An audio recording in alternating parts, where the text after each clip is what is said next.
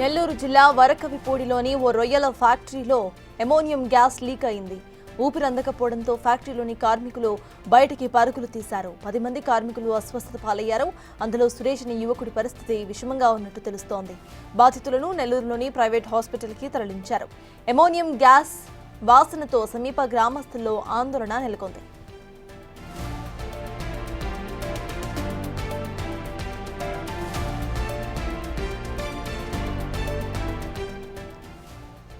నెల్లూరు జిల్లాలో ఓ రొయ్యల ఫ్యాక్టరీలో అమోనియం గ్యాస్ లీక్ అయింది. దీనికి సంబంధించిన అప్డేట్స్ మా ప్రతినిధి సురేంద్ర అందిస్తారు. సురేంద్ర, చెప్పండి, ప్రెసెంట్ అక్కడ అప్డేట్ ఏంటి? అక్కడ అధికారులు ఏం చేస్తున్నారు అమోనియం గ్యాస్ నుండి రిలీవ్ చేయడానికి? అసలు అప్డేట్స్ ఏంటి?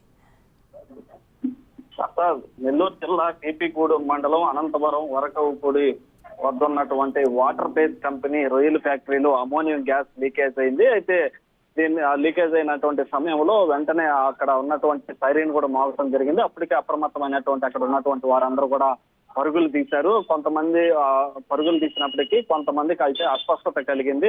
వారిలో ముఖ్యంగా అక్కడ ఆపరేటర్ గా ఉన్నటువంటి వ్యక్తికి అస్వస్థత కలగటం జరిగింది. అయితే పరిస్థితి విషమంగా సీరియస్ గా ఉండడంతో ఇటు నెల్లూరు ప్రభుత్వ ఆసుపత్రికి కూడా తీసుకురావడం జరిగింది. అయితే మరోపక్క అక్కడ ఉన్నటువంటి 9 మందికి అక్కడే ఉన్నటువంటి వైద్య సిబ్బంది చేత అక్కడ ఫస్ట్ ఎయిడ్ చేయడం జరిగింది. అయితే వారిని ఎలాంటి ప్రాణాపాయం లేకుండా వారి ఆరోగ్య పరిస్థితి అంతా బాగుండడంతో వారిని ఇంటికి తరలించడం జరిగింది. అయితే వెంటనే అక్కడికి అమోనియం గ్యాస్ లీక్ తెలుసుకున్నటువంటి ప్రభుత్వ యంత్రాంగం అంతా కూడా వెంటనే ఇటు రెవెన్యూ, పోలీస్ అధికారులు, ఫైర్ ఇంజిన్ అంటే అక్కడికి వెంటనే రావటం జరిగింది. వెంటనే వివరాలు సేకరించి ఇటు అక్కడ ఉన్నటువంటి అమోనియం గ్యాస్ కి సంబంధించి కొంత ఫైర్ ఇంజిన్ కూడా వచ్చి ఆపినటువంటి పరిస్థితి ఉంది. అయితే ఎవరికి ఎలాంటి ప్రాణాపాయం లేదు. అక్కడ ఉన్నటువంటి 10 మందిలో 9 మంది ఇప్పటికే ఇంటికి వెళ్ళిపోయిన తెలుస్తా ఉంది. మరోవైపు అక్కడికి రెవెన్యూ ఆర్డీఓ అనూష కూడా చేరుకొని స్వల్ప గ్యాస్ లీకేజ్ కావడం వెంటనే మరమ్మతులు చేపట్టడంతో యాజమాన్యం ప్రస్తుతం సాధారణ స్థితిలో ఉందని చెప్పి కూడా ఎవరు